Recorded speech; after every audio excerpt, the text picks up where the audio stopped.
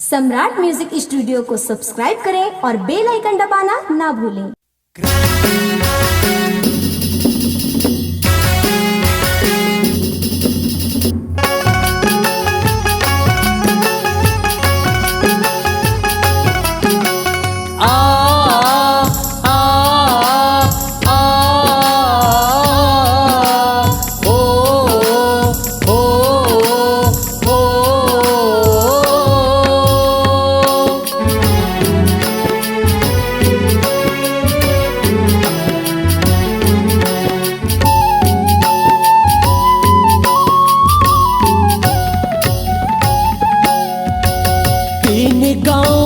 सरहद में नर्मदा के धाम है। 3 गांव के सरहद में नर्मदा के धाम है। बिराजे तैमूर दाई वो भेनपुरी के खार में। बिराजे तैमूर दाई वो भेनपुरी के खार में।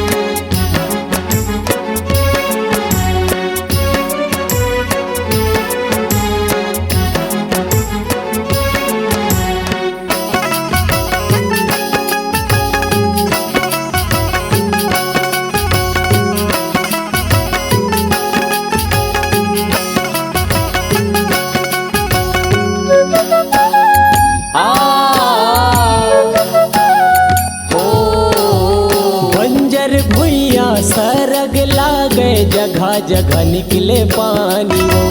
जगह जगह निकले पानी वो। जगह जगह निकले पानी वो।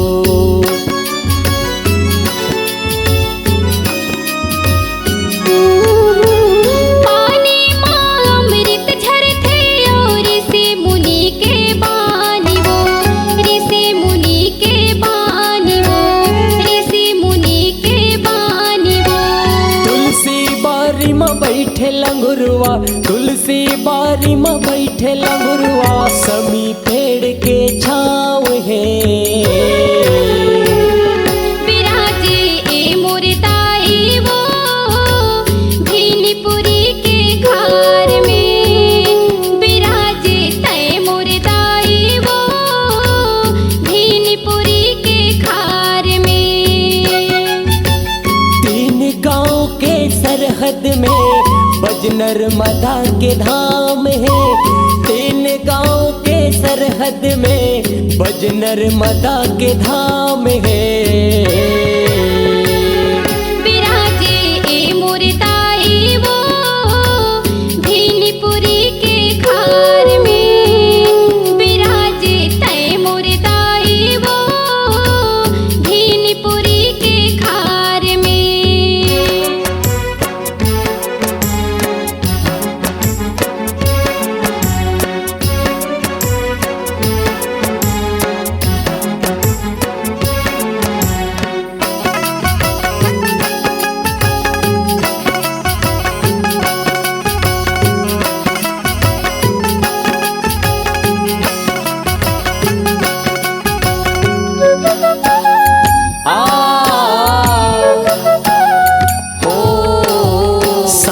सजावन तोर फुलवारी चमकत मोती लारी वो।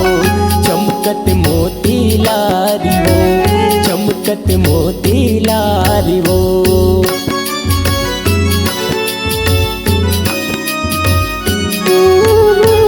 पाठ पढ़ाओ वासन साजे ज्योति जलत दिन रात वो। ज्योति जलत दिन रात वो। ज्योति जलत दिन रात वो। तोरे चरण के रजले दाई। तोरे चरण के रजले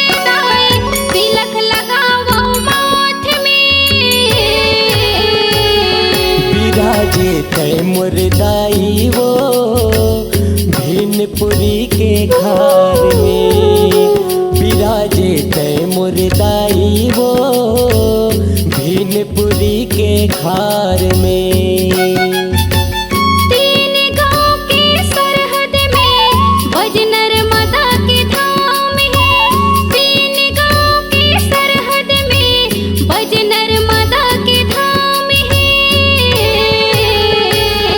बिराजे ए मुरताई वो भीलपुरी के खार में। बिराजे तय मुरताई वो भीलपुरी के खार में। बिराजे तय मुरदाई वो भीलपुरी के खार में।